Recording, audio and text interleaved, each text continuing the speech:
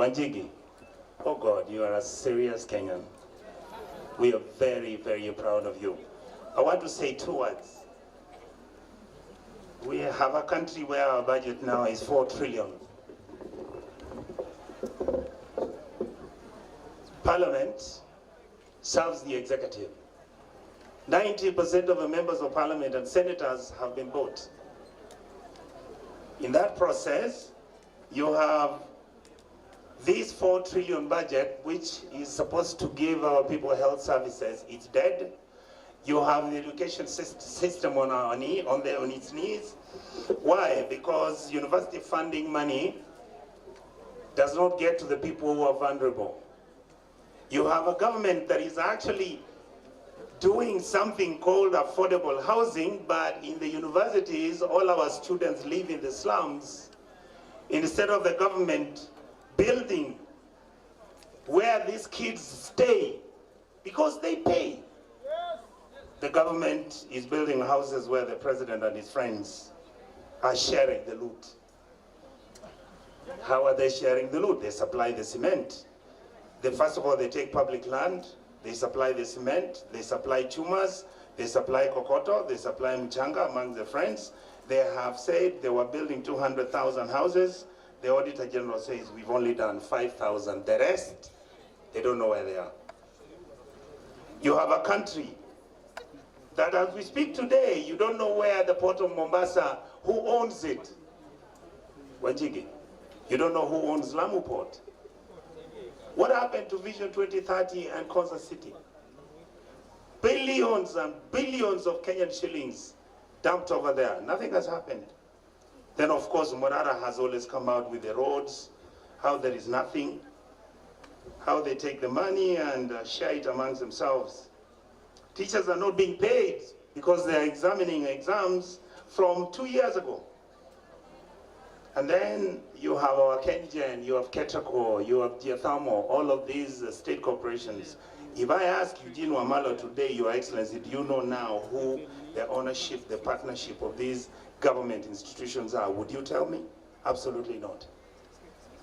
All our universities' land, whether it is the University of Nairobi, whether it's Kenyatta, whether it is Moi University Eldoret, is being allocated, shared amongst the people in government today.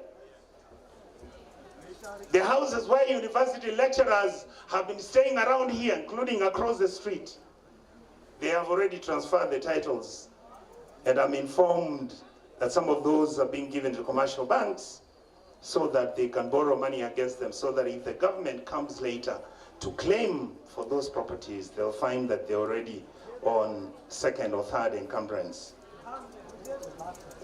Then you have a matter where if you're a country that you are not willing to accept criticism, you are a president and you think that you are going to take people like me, you are taking young Kenyans and you're killing them. And right now, some of them are being killed in a stadium in one of the Western Province county governments. That is the information I got last night.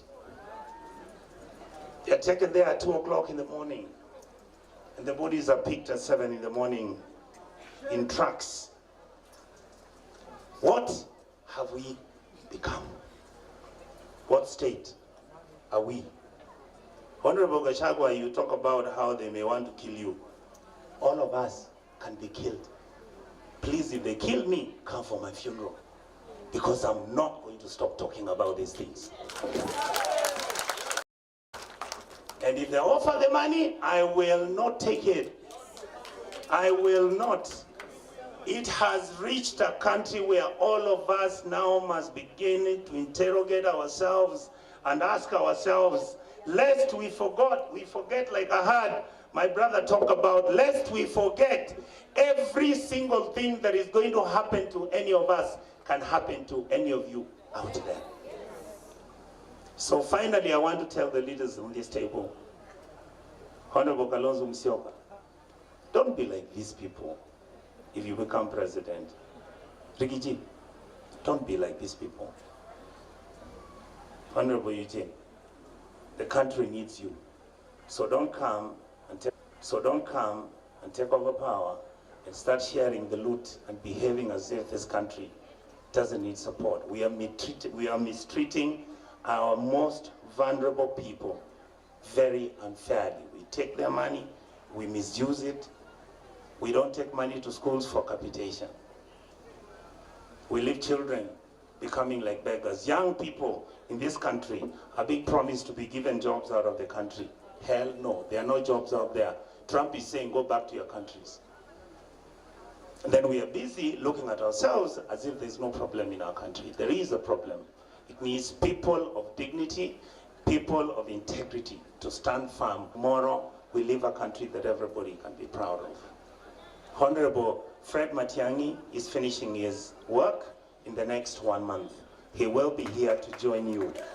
He wishes all of you the best. He hopes you will give him an opportunity to serve as president. Kisi, we are waiting for you. PLP!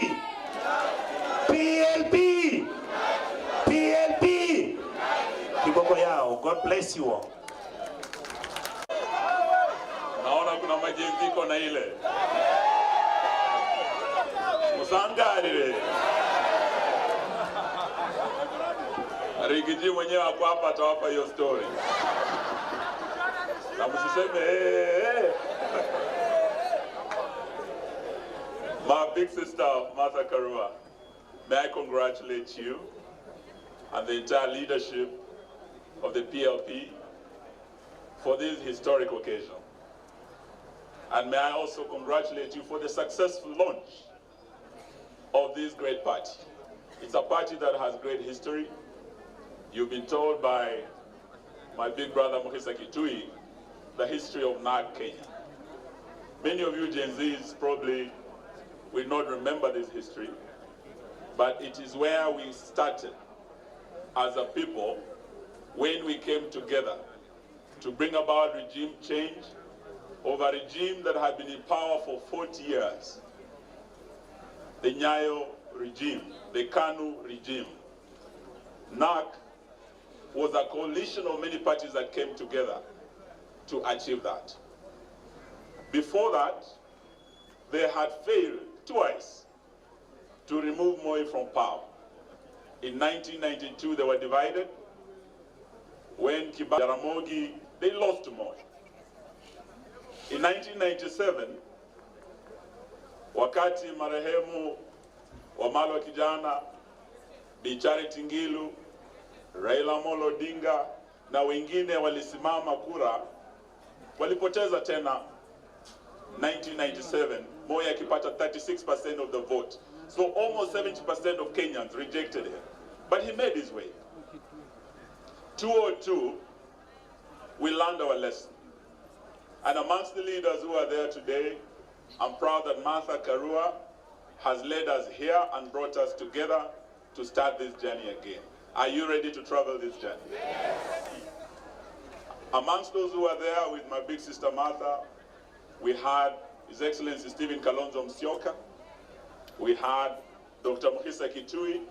This was the team that came under NARC with Kibaki and Wamalwa, and they were able to form the government that brought a lot of change, that transformed lives, that gave us a new constitution in 2010, that gave us Vision 2030, that has guided our national development for all these years. This was the team that changed Kenya. So when Martha Karua invited us here today and gave us two words, unite and PLP, unite. Those are two very critical issues I want you to remember today, because it's as a result of that unity that change was achieved in Kenya. Without unity, we will not be able to succeed. And wanasema ukarimu huanzia nyumbani, vile vile umoja huanzia wapi? Nyumbani. So Martha Karua has not just told us empty words. Leo tukiwa hapa, she has led by example. Yeye amekaa na ndugu yake Rigiji. Hawa wawili were rivals in the last election. Hawa walikuwa running mates. Moja wa Kasongo, mwingine wa Baba. Leo wamesema wanakuja pamoja mmoja akiwa baba wa mlima, mwingine akiwa mama wa. So Martha, you have led by example. Having Rigiji here, going to his home, and I'm told you've been Omunyoro to bring the mountain together. You have led by example. We congratulate you and we're terribly proud of you. For the young people today, the message of unity is not just about parties, not just about these seasoned politicians, party leaders and political parties. The unity that made us succeed in the first liberation was across generations. We had young Gen Zs like Dedan Kimathi who paid the ultimate price. But we had old men like Jomo Kenyatta who came together and formed the first government. That was the first liberation. In the second liberation, we had young Turks like Muhisa Kitui, James Orengo. They were very young. But they were able to come together with seasoned old guards like Jaramogi, Masinde Muliro. That is how we were able to remove Moi from power. Today, as we talk about unity, we want unity of not just political leaders. We want unity of all leaders, young and old. And today we invite you, the Gen Zs, because you are the game changers in the journey ahead of us. Musiseme hamutaki kufanya na hawa wazee, hamutaki wanasiasa. Ya kwamba you are leaderless, you are fearless. Today we want to tell you, kidole kimoja hakui chawa. Our unity, the seasoned politicians, the Gen Zs, the millennials, civil society, the church, will make sure that we send William Ruto back home to Sugoi. Are you ready to unite with us? Sisi tuko tayari. Mwisho, there is the issue of liberty. To liberate, Martin Luther King once said, freedom or liberty is never given by the oppressor. It must be demanded by the oppressed. So when we are talking about liberty, about liberating our country, we must know that William Ruto will not hand over power, will not give us time to liberate this country. We must demand and make him go home to Sugoi. So that is why we're here today. And we start by saying that as leaders, what I see here is a team that is capable of leading this country. Martha Karua is eminently qualified to be the 6th President of the Republic of Kenya. Stephen Kalonzo is qualified to be the 6th.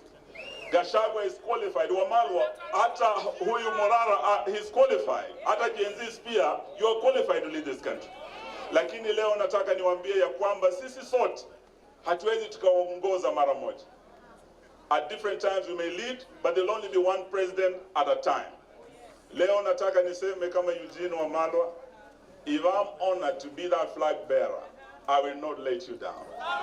But if I'm not honored to take that position, and the first amongst equals amongst us takes that position as our flag bearer, mimi Eugene Wamalwa nitakuwa wa kwanza kumunga mkono kwa dhati tutoe Kasongo. Now that is the position as DAP Kenya. We have said we are ready to unite, to liberate our country.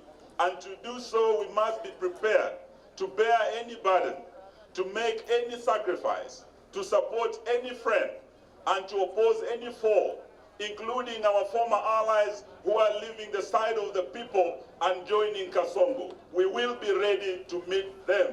Omundo Humundo.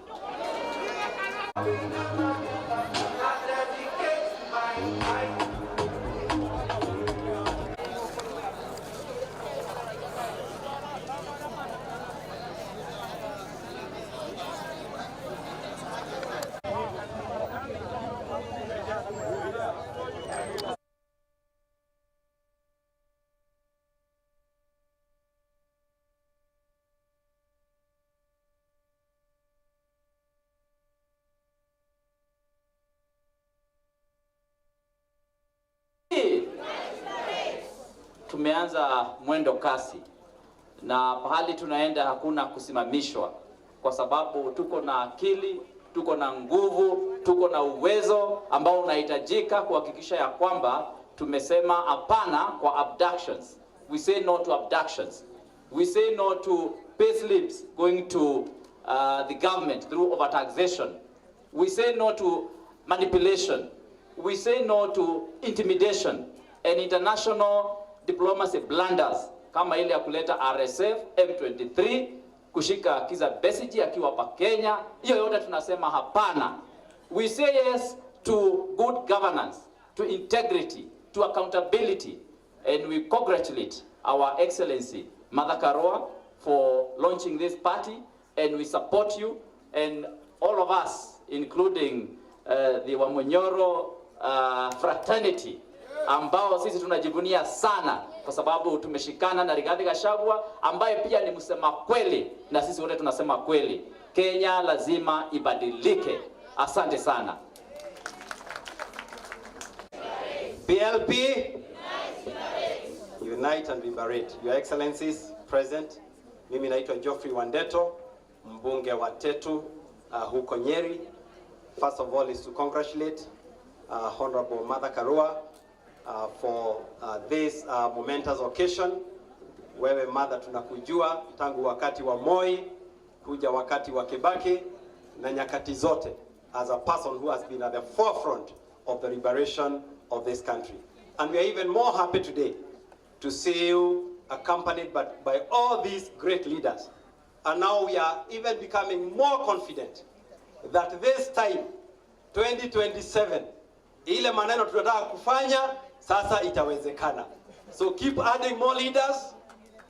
Na sasa tumesema hata wale wengine wako nje waletwe wote pamoja, tukue na timu kubwa ili hii maneno tumalize first round. Si ndio 2027 watu wangu?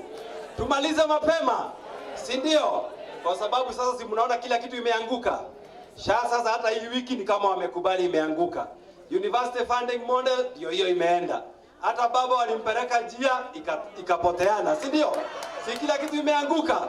So we now liberate the country. Asanteni sana, Mungu awabariki. PLP, PLP. We cannot talk as if we've not eaten. PLP. Thank you so much. Allow me to congratulate our sister, our mother, Martha Karua, neighboring Murang'a County. This is Mary Wamaua, Member of Parliament, Maragua constituency, and I'm always happy and proud to have Martha Karua as our neighbor and as a woman like me. All what have been said by the members present, good to go by. If there are two women that I emulate and encourages all the women in leadership are the likes of Wangari Maathai and Martha Karua.